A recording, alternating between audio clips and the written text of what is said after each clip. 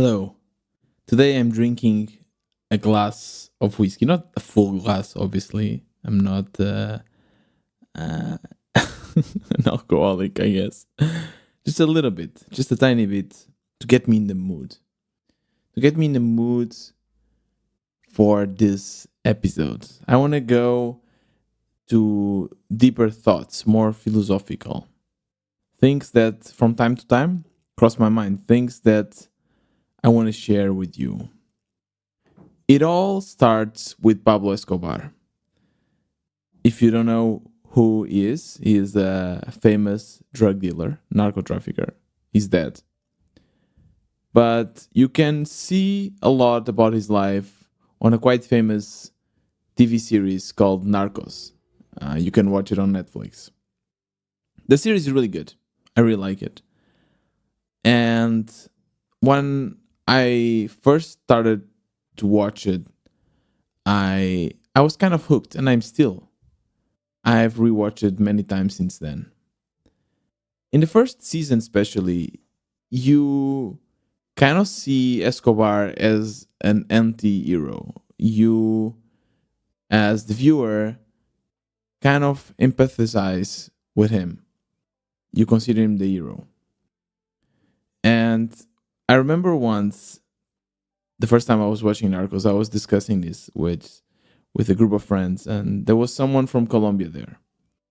And she was upset. She said that she didn't like that series because it didn't portray Pablo Escobar as he was a true cold blood murderer. Later in the series, you start to see that, you start to see the crazy things he has done.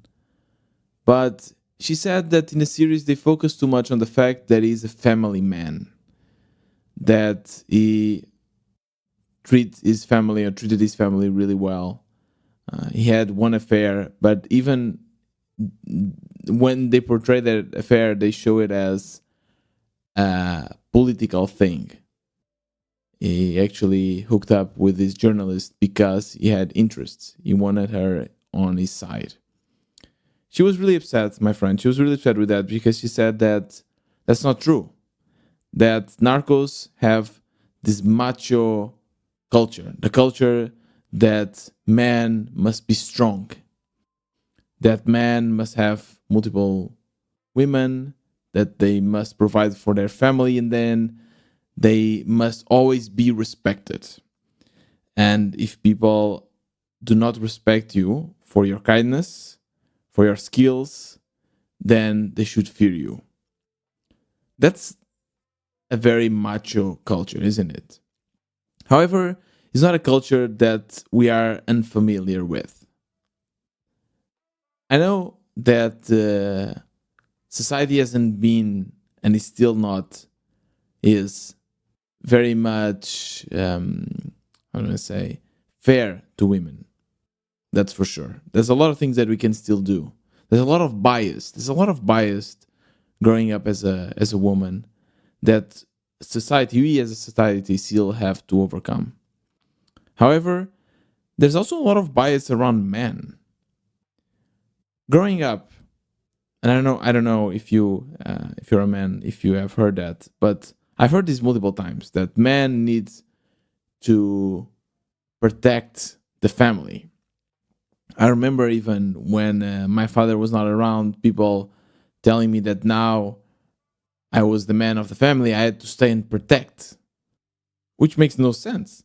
I mean, my mom was there. She had much more capabilities of protecting us when I was young. And still, this is what people would just throw around. I'm not sure I'm sure that people wouldn't mean it. I'm sure that people wouldn't say this because they actually knew that I, with 10 years old, was supposed to protect my sister and my mother. But it's just what people say. And when people say this, it kind of grows on you. It grows because everyone around you thinks the same. When you are at school, you need to somehow protect your interests. You cannot show weaknesses. You need always to be something in the group. You can be the funny one, you can be the strong one, the clever one, but you need to find something to fit in. Otherwise, people will put you aside. So we still live in a very chauvinistic society, for sure. I mean, even things that we take it as granted, right? So until I think this still happens, that men have to actually ask their partners, well, when they're female, I guess, uh, hand in marriage. They have to go to the father and ask for permission to marry their daughter. Hopefully that's changing. I think that's kind of it's not used anymore. This is changing. I think in my parents' times this was something that was still happening, but still today's days it's still normal that the man uh, needs to kind of ask the woman for marriage, and it's always still very biased, I believe. And without even noticing, we live in these boundaries in these societies. I guess that's why a lot of people have this kind of anxiety. Social anxiety is said. Maybe you have it. I sure do. I sure do. I am an extrovert though. I'm a person that gets a lot of strength and energy from others, from being with others, just interacting. But I still have this social anxiety. I still feel that I need to fit in. And this has been one of my biggest challenges, my personal challenges, to try to ignore what society thinks of me, to try to be brave enough to live outside of the society rules and still be okay with it, to feel comfortable. I think that's also probably one of the biggest challenges for indie makers. The moment you quit the job, the job that everyone told you that you need to have, the job that is really important for your survival because it will guarantee that you'll pay your bills. Once you put that aside, it starts a complete change in your life, a lifestyle change, really. Suddenly, you live outside of your country rules. There's nothing that can actually protect you, right? So you don't have unemployment money, you don't have health insurance in some countries, and it also puts you aside of a lot of conversations, right? A lot of our topics of conversations are around work, around what you're doing, complaining about your boss. When you are an entrepreneur, especially in the beginning, you have not a lot to say, right? You're just trying things out and people ask you. And I remember in the beginning, they just didn't understand what I was doing. They were like, okay, Tiago is on holiday at the moment. He's not working. Tiago is in between jobs. And it took a while for people to understand. It took a while for myself to admit that this is my new life. It's crazy. It's becoming now normal, but sometimes I still look back and think, wait, what? I'm not working for others anymore? I'm my own boss? It's weird. Suddenly, you don't have that protection that having an employer gives you. Suddenly, you need to fight for your paycheck and you need to ensure that you make the right decisions. Otherwise, you might lose it all. There's no protections. At the same time, whilst you are going through all of this and trying to find a product that will pay the bills, life goes on. People around you keep living in the society rules. People get married, get kids, get a mortgage, buy a house, buy a car, travel. They spend money that you don't have, but people expect you to have. So definitely that's really hard. It's really hard to explain this to others, to explain this to yourself. And I try really hard to, as I said, ignore these society rules. I'm getting much better at it, but yeah, there's still a long way to go. When Pablo Escobar was making a lot of money, there was a time it was actually in the top 5 of Forbes. It was like one of the top 5 most rich person in the world. He didn't stop. He could have. He could have stopped it. I mean, he had all the money he wanted. Why didn't he just took his family? Why didn't he just take his family and go live to some country and just laid low and enjoyed life? He had enough money to buy whatever he wanted. But why did he do that? What is the reason? I guess we go back to this macho culture. Because you see, if Pablo Escobar had just hanged his boots and said, okay, the life of the criminal is done. I've made my money. I've killed the people, some people, but now it's time just to chill, enjoy it. If he had done that, he would have lost something really important for this alpha culture, the respect or the fear of people around. And I guess that's something that he always wanted. He wanted to be the best in the fucking world. He wanted to be a politician. He actually wanted to be the president of Colombia. He wanted to really rule them all. And that's why it was unthinkable for him to stop.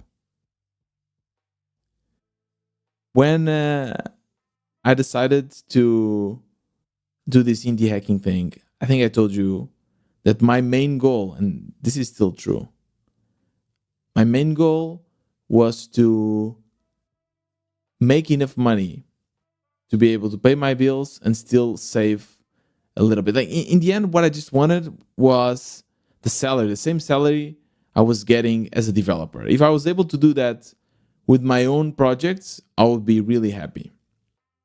Really, really happy. And I fought for it for 1.5 years. I was just working on that and it was not working. It seemed impossible.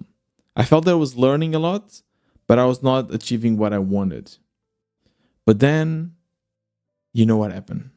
Pod Squeeze came to be. And from 1 month to the other, everything changed. Everything changed for my life. Everything changed for the people around me. Everything changed for my co-founder, João.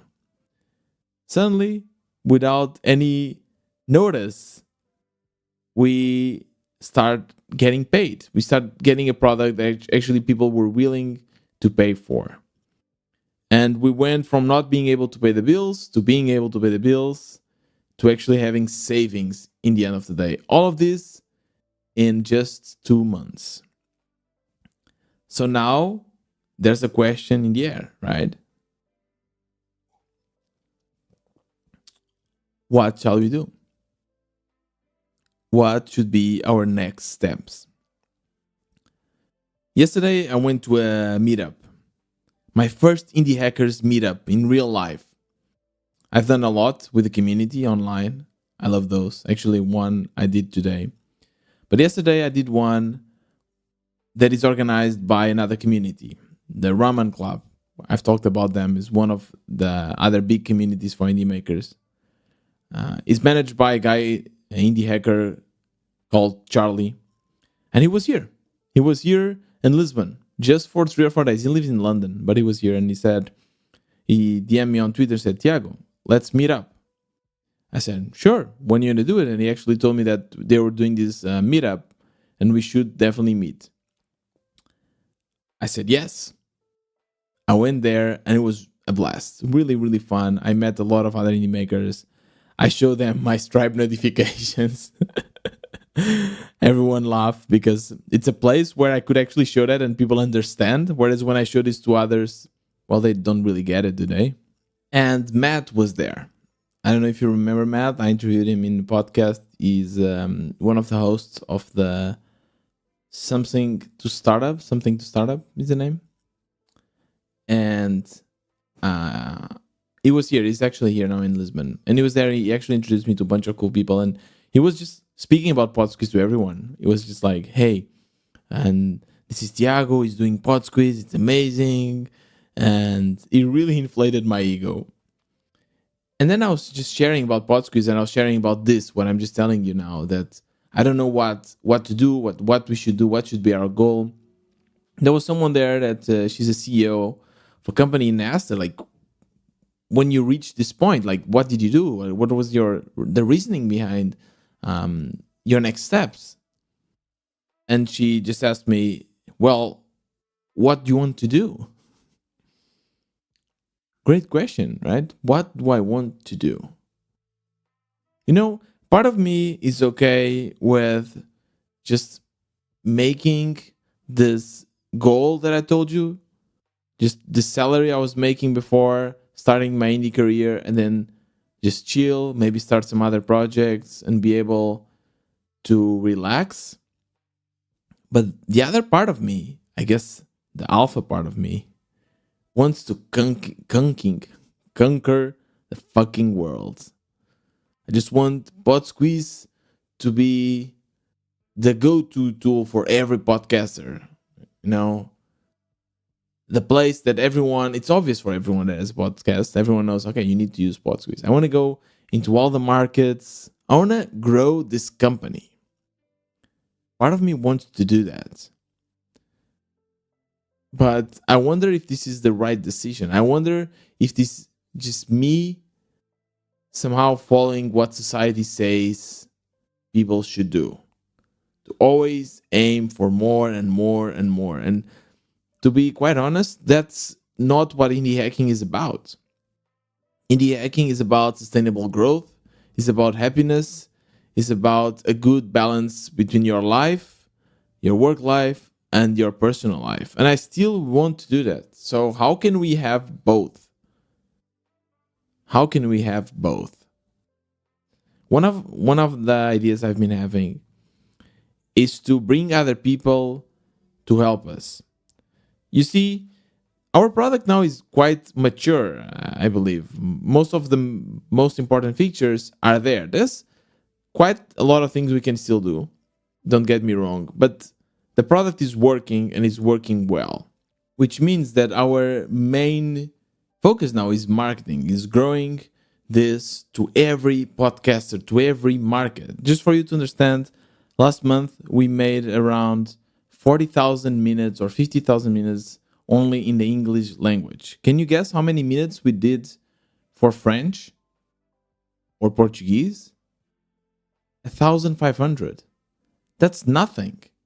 There's these markets that are completely open for us, but no one has touched them yet. None of our competitors are there, and we need to be the first.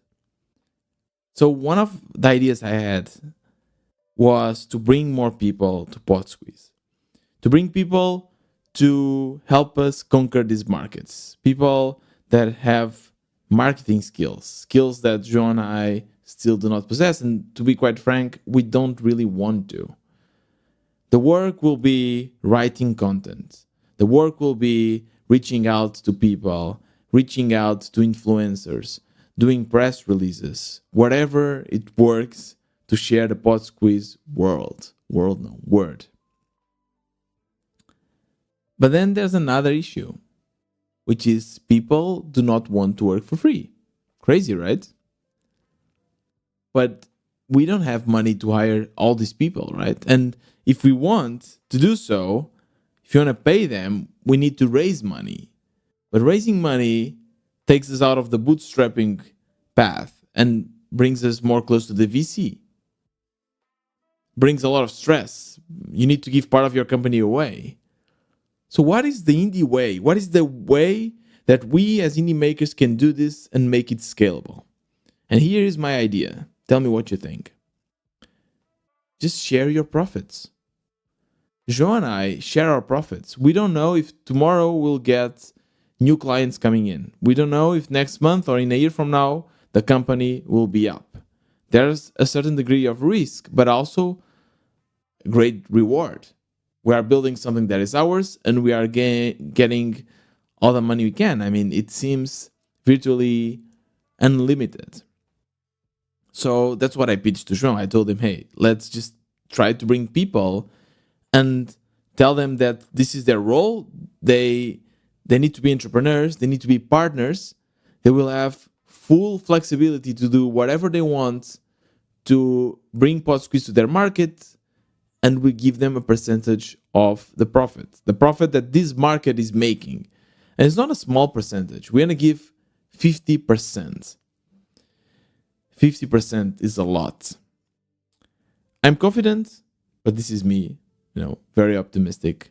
I'm confident that with a little bit of work, people can easily grow the French market, let's say, as an example, from 1,500 to 15,000. 15,000 is quite good already.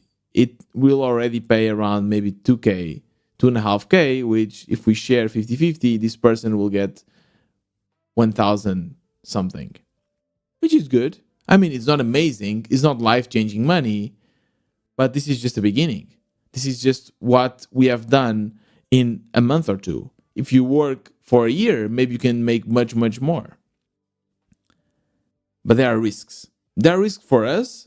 There are risks for João and I because we are sharing this. And the idea, what I thought was, okay, every money that comes from that market, we just give it to this person. It doesn't mean that this person is bringing each one of these clients. Maybe they just wrote a really good blog post and we are just getting these clients passively and this person is being compensated for that. So we are sharing part of our profits.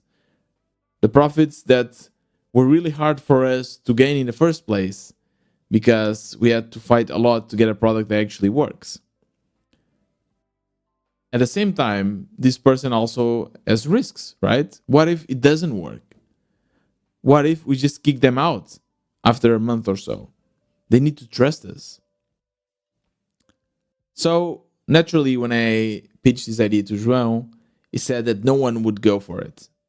That this idea of joining a company because you love it, because you believe in it, it's bullshit. And I kind of agree. I mean, this is a technique that a lot of companies use to try to bring people and pay them shit paychecks, shit salaries. I don't want to do that though. Don't get me wrong. I don't want to do that. I want for them to make a lot of money, but at the same time, I feel that this is the indie way. You just share part of your profit. Don't keep it all to yourself. You share the profit and you share the risk as well. I've tried to gather some people. I've tried to pitch this idea to Marcela, so the person that interviewed João and I for the Spanish-speaking market. So she's from Colombia. Well, not related to the beginning of this podcast, anyways. But I don't know. I thought that she had what it takes. She works in the podcast industry. She works as content media creator. She doesn't have a huge reach, but I felt that she had the right vibe and energy. So I pitched this idea to her. And she was really nice. And she said, yeah, cool. Yeah, it seems nice. I'll give me some time to think about it. It's been a week. She didn't reply back. So chances are that she won't. I pitched this idea to other friends, people that I know in the Portuguese market, in the French market. No one seems to be interested. No one seems to be ready to jump into this idea. I'm surprised, to be honest. I thought people would be like, wow, amazing. I want to join this because this seems to be a great opportunity. It seems to be a great company and a great idea. I want to collect some money from that as well. But I guess people don't see the same way as I do, which makes sense. I mean, to be honest, if it was someone else telling this to me, would I go for it? I don't know, maybe. Maybe I would need to really be into the company. Maybe I would need to understand. These are people that barely know me. They don't know that this company actually has the potential, right? They don't know if João and I are just crazy and will just use all of their work and kick them out. They don't know us. So, yeah, that's been the case. I would love to get your feedback on this.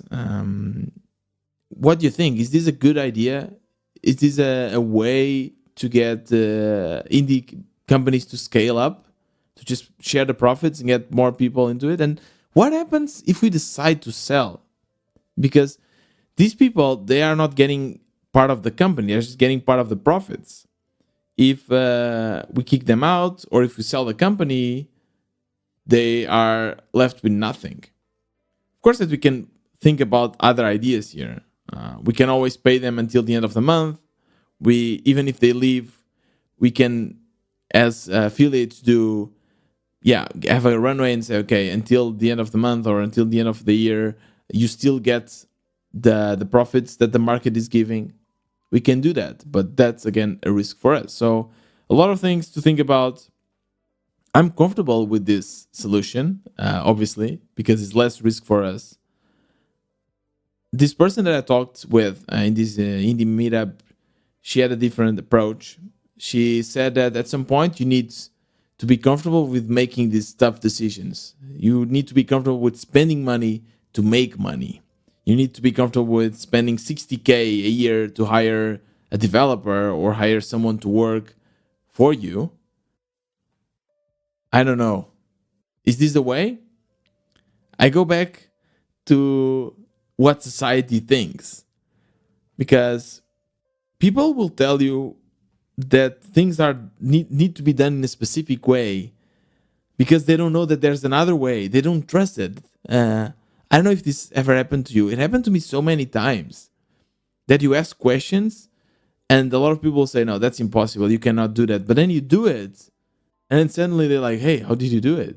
I mean, amazing. Nothing is set in stone. No path is set in stone. You can always change it. That's what I've been learning with this whole indie hacking journey. You can just quit your fucking job and try to build the company. You can do things differently. You can work for others and then take some year off just to go travel. You can do whatever you want, but you need to somehow be able to accept the consequences that you'll be judged, that people won't understand you because you are living outside of the society rules. How should I and João work together? That's another thing that I'm always thinking about. You know, there's always one CEO. In any company, there's only one CEO. Then there's CTOs, there's other C levels. There's only one CEO, there's only one leader. Does this make sense? I mean, we are just two people, so maybe I'm just going a bit too much. What is the word here? Putting the horses in front of a car? I don't know. The car in front of the horses? I don't know. Maybe this is just a Portuguese expression, but sometimes we get to this point where he wants to do something and I want to do something. We have different views. How should we decide what should be the next steps, right? We have no CEO. None of us is. Like, we are both leaders. We are both kind of sailing this vessel together. We are both at the helm. Sure, there are certain things that I take these decisions, like technical side. Design part is with him, right? But the decision on shall we invest on this or shall we make big leaps, there's no one that is making this decision, right? There's no alpha. Do we need to have one alpha?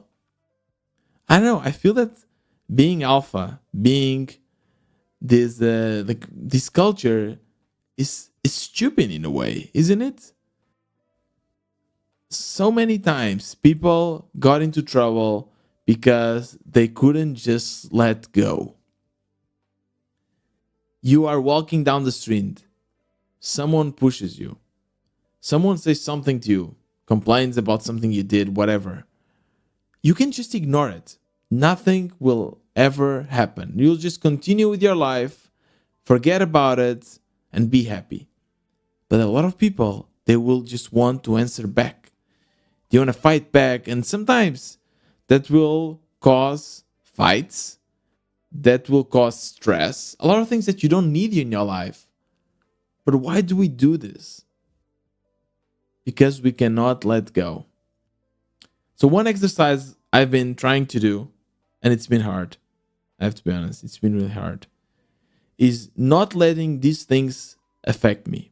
Sure, they will affect me in the moment, right? If someone comes to you and they are rude to you, for instance, if they say something you think is unfair, if they criticize your way of living, in that moment you'll feel uncomfortable. You feel that you want to say something, or you feel bad about yourself, about your living situation, whatever. That will happen. But then you can choose to ignore it. You can choose to just let it go, put it aside, and never think about that again. That's something that I've been trying to do. That's an exercise that I've been trying, a muscle, if you may, that I've been trying to strengthen. I don't know what you say this, to work on, whatever. And yeah, it helps me. It really helps me to live like this. It makes me more stress free, happier, and able to live life in my own terms. I want to finish this episode in a different way. I want to finish it with Frank Sinatra's song. At least I will read it as a poem. It's called My Way. And now the end is near, and so I face the final curtain. My friend, I will say it clear, I'll state my case, of which I am certain. I have lived a life that is full. I traveled each and every highway, and more, much more than this, I did it my way. Regrets? I have had a few, but then again, too few to mention. I did what I had to do, and saw it through without exemption. I planned each charted course, each careful step along the byway, and more, much more than this, I did it my way. Yes, there were times, I am sure you knew, when I bit off more than I could chew. But through it all, when there was doubt, I ate it up and spit it out. I faced it all and I stood tall. I did it my way. I've loved, I've lost, and I cry. I've had my fill, my share of losing, and now, as tears subside, I find it all so amusing. To think I did all that, and may I say, not a shy way, oh no, not me, I did it my way. For what is a man, what has he got, if not himself, then he has not. To say the things he truly feels, and not the words of one who kneels. The record shows I took the blows and did it my way. Yes, it was my way. Thank you, and see you next week.